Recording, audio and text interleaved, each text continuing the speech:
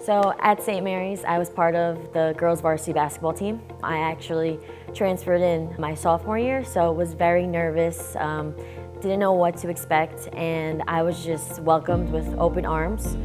When I tell you that was one of the best decisions I ever made, I felt like I did the most growth in my life being at St. Mary's and being part of the girls basketball team.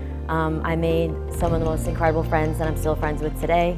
And the coach that I had at the time was Tom Flynn, and he was almost like a second dad to me. Being in the Immaculata gym and the locker room, I would say were some of the most incredible moments in my life, both very, very high times and very low times, and I learned so much about myself. Every teacher, every mentor that I had, everyone who was a resource made me feel like I could be the smartest person every day.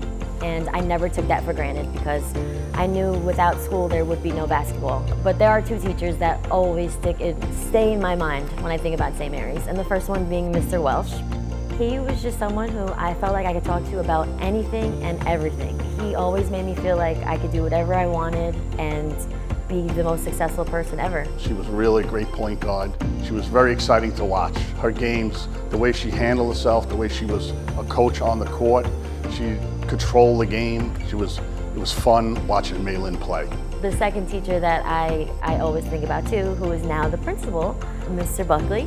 At the time, he was my AP statistics teacher. I thought he was the coolest man ever, and I was getting A's in AP statistics, which is like a very hard subject. But she was a great student, very dedicated. So there she is, all-star basketball player who's going to play D1 at GW, doing well in AP Stat. And I'll never forget, at the end of that year, we had an arts festival, and there was May at the arts festival with her artwork as well. So what I would say is, May's a bit of what we might call a Renaissance woman. And to this day, I always looked up to him and always was so inspired how he came here, and every student loved him. That's why he's the principal, and that's why the school's being ran at such a great and successful rate.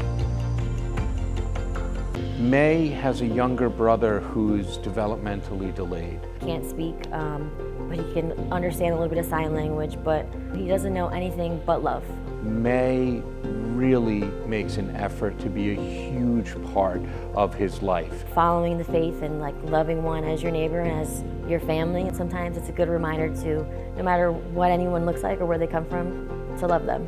And it's beautiful to see the true care and concern, living really the virtues that we try to teach our students as a Catholic school. I say May live those the most in what she does for her brother.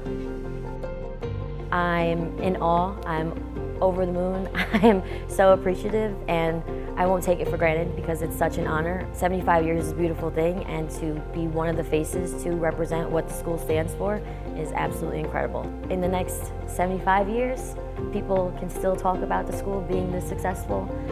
We're getting the job done, and I want to be part of that. So being honored and to share my story and to hope that young girls and young boys who come in can have the same experience as me is the most important and incredible thing that I could hope for. She's a true St. Mary's person. She loves St. Mary's, and it was great to see her, and I congratulate Mei-Lyn. Congratulations, you deserve it. May, I've been teaching for 24 years now. I am so proud of you. I'm so grateful that I've been able to be in touch with you and watch you grow so much more from high school to the amazing mother you are now, and I'm so thrilled that we get to honor you this evening.